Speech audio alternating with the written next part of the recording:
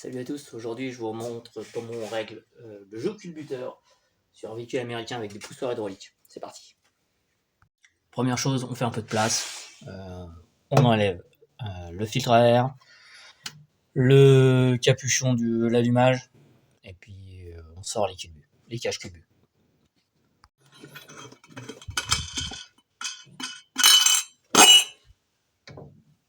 Avant d'enlever le capuchon d'allumage, on va marquer en fait chaque plot d'allumage. Vous voyez, le 1 est déjà marqué chez moi.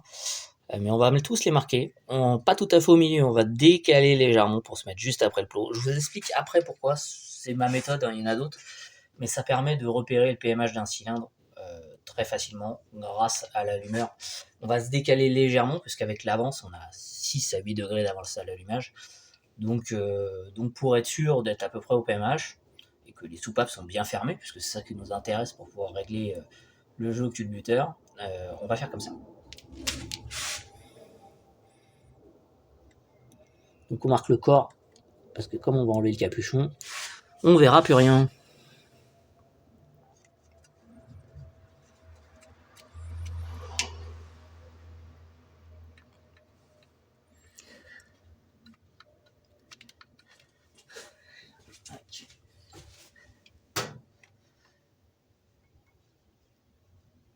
Allez, toi, écris pas bien mon crayon.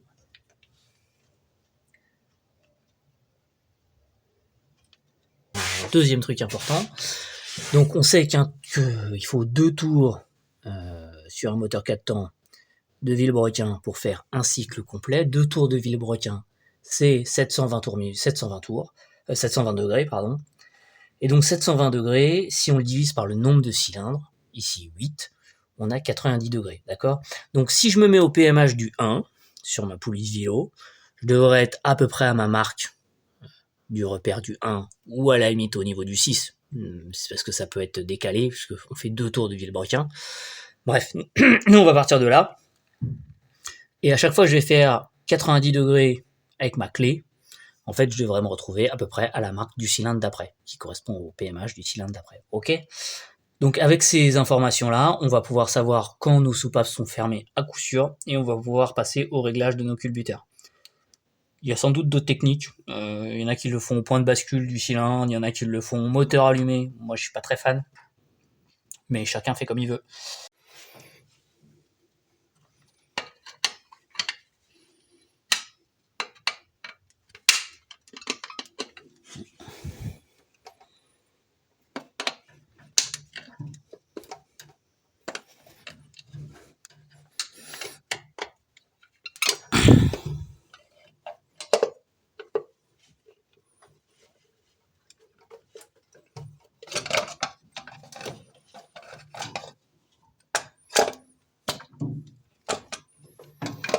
Voilà, c'est juste histoire d'avoir un peu de place. Toc.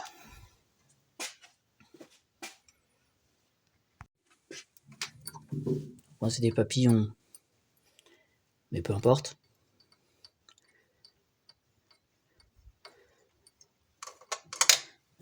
Faites attention à vos sondes.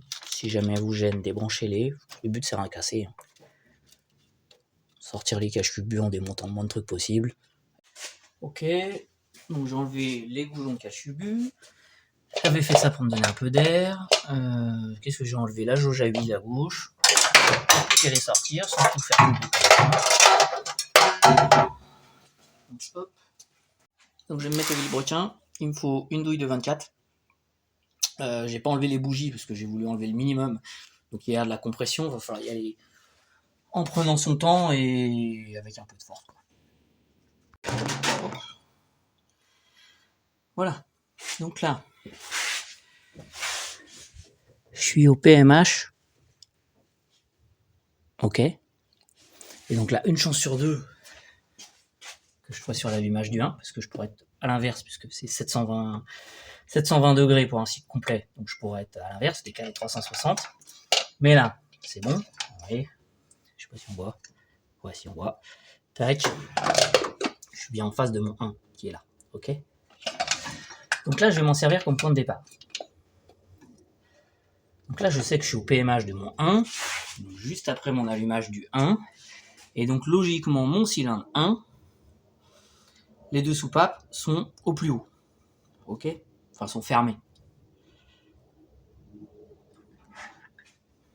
Donc, soupape fermée, les soupapes du 1. Le 1, c'est ce cylindre-là. Voilà, ça ressemble à ça. Ils sont numérotés ici. Alors, c'est spécifique à chaque véhicule, hein, mais sur un Ford Mustang, c'est comme ça que ça fonctionne. Ok. Donc, je me mets au 1, toc, pouf. Voilà. Alors.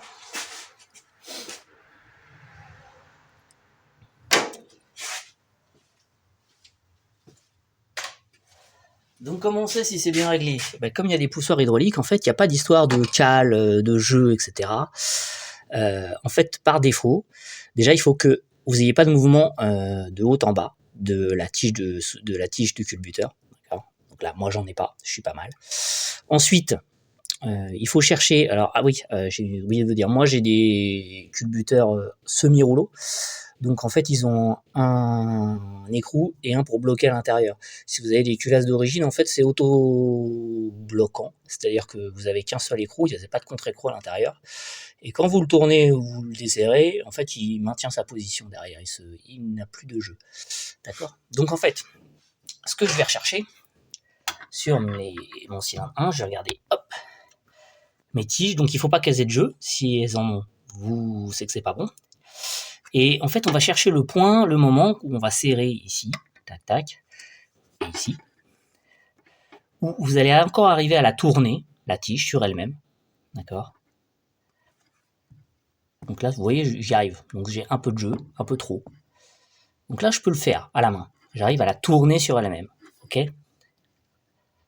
C'est ce qu'on appelle en anglais, je crois, le zéro lâche, il s'appelle ça.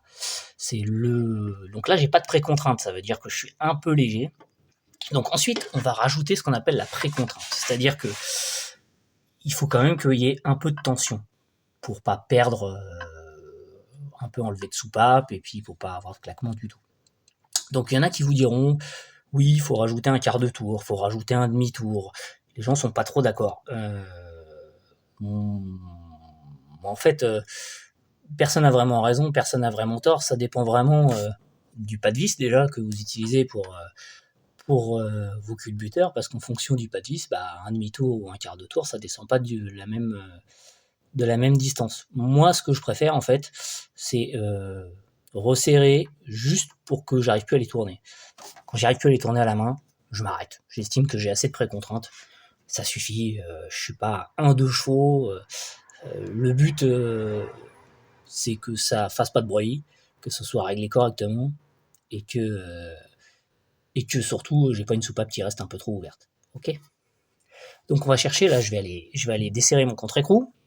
Je vais resserrer légèrement jusqu'à ce que ici, je n'arrive plus à tourner mes tiges de soupape, mes tiges de culbuteur du cylindre 1. Donc si vous avez les mêmes types de bloqueurs que moi, il faut d'abord desserrer l'écrou central. Tac, vous desserrez un petit peu. Hop. Voilà. Et ensuite, je vais venir. Donc moi, comme j'ai un peu trop de jeu, on a dit. Ah oui, je vous conseille aussi de pas hésiter à la rebouger une fois que vous avez modifié un petit peu votre réglage, parce que sinon, ce qui se passe. Voilà, je vais vraiment pas y bouger beaucoup, parce que j'étais quasiment bon. Donc là, vous voyez, j'arrive plus. Elle bouge presque plus, et j'arrive pas à la serrer, à la bouger à la main. Donc là, moi, je vais considérer que je suis bon. J'ai vraiment pas besoin de serrer plus. Vous voyez, j'ai même pas fait un quart de tour. Je vais rebloquer. Donc si vous avez une seule vis, vous n'avez pas à vous soucier de rebloquer derrière, puisqu'elle va garder sa position. Je fais pareil avec la deuxième. Donc aujourd'hui, elle a du jeu, elle tourne. Hop.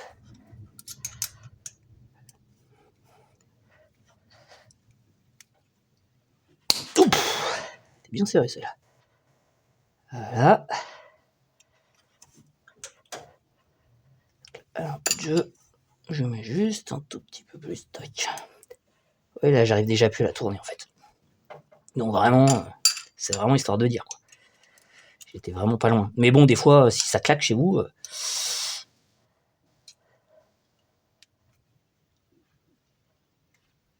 Voilà. Donc là, j'ai fait mon cylindre 1. Il est parfaitement réglé. Bim. Il est beau. Donc vous allez me dire, on fait quoi? On fait le cylindre 2? Bah non, pas du tout en fait. On fait le cylindre de l'ordre d'allumage. Donc si vous avez un standard, vous ferez le 5. Moi, je vais faire le 3. Ok.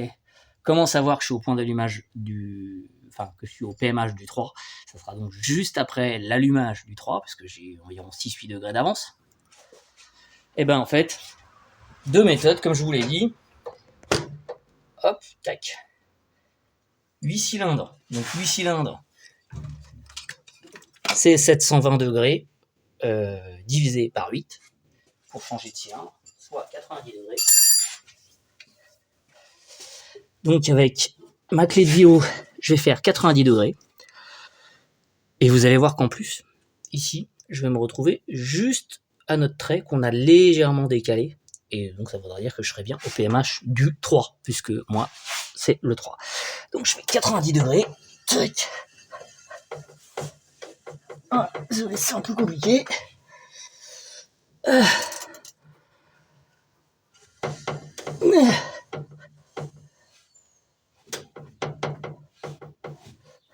Voilà. Là, j'ai fait 90 degrés. Ok.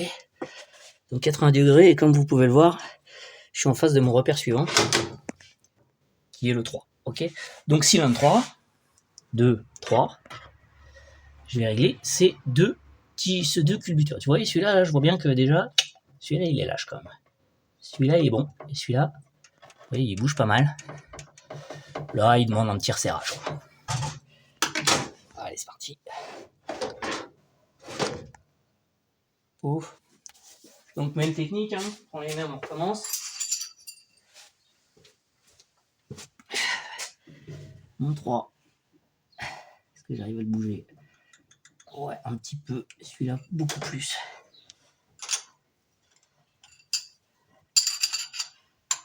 Aïe, aïe, aïe. Bon, j'ai un peu moins de place, là, c'est un peu relou. Mais ça va le faire. Hop.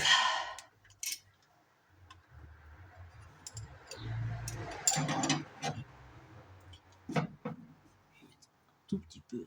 Tac. Je suis sûr qu'il bouge plus. C'est bon. Et je le resserre parce que celui-là, il était quasiment bon.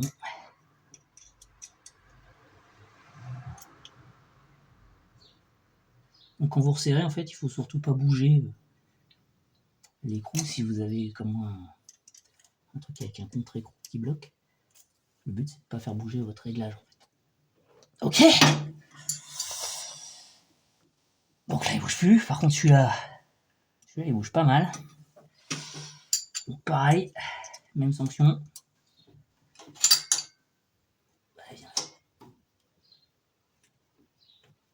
Boum. Voilà. À tourner un peu. Encore, il y a besoin d'un peu plus.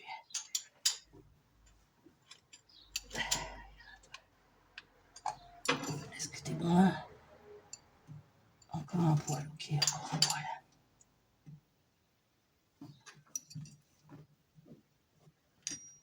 Oh là, ça bouge plus. Ok. Donc, zéro lâche, c'est quand ça coulisse. Et quand ça tourne plus, c'est ce qu'on appelle la pré-contrainte. Comme je vous dis, vous verrez plein de trucs sur internet. Alors là, surtout, ne continuez pas, faites pas comme moi. Donc ensuite, 90 degrés, cylindre suivant, chez moi, le 7, bim.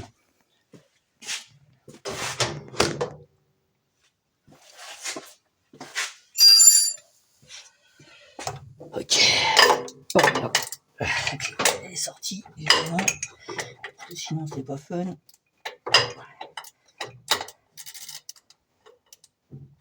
Ok. C'est parti, 90 degrés.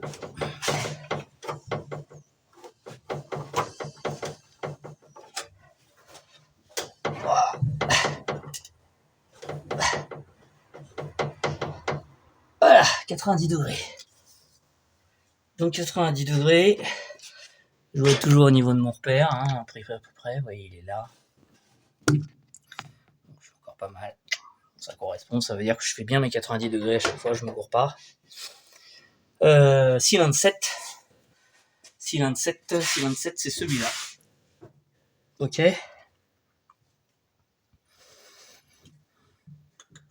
Donc pareil, même sanction. Ah, vous voyez rien, désolé.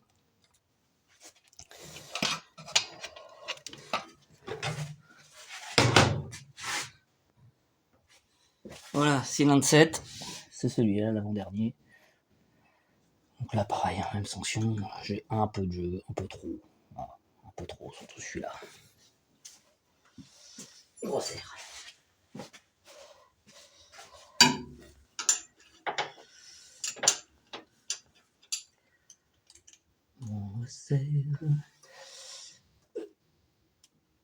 Ouf.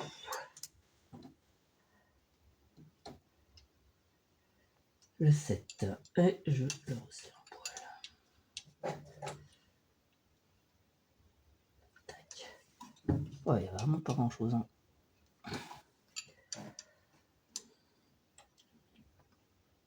Ouais, c'est bon.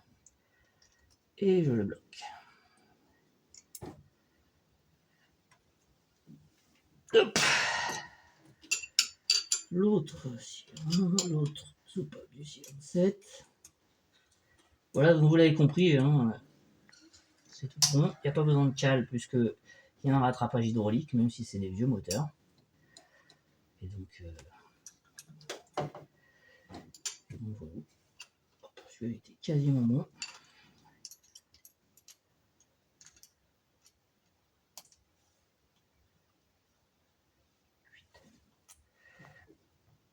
Hop là. Voilà. Oh, on est bon. Voilà, donc le but. Hein, là, on a fait 3 cylindres ensemble. J'en ai 8, je vous fais pas un dessin. Vous continuez.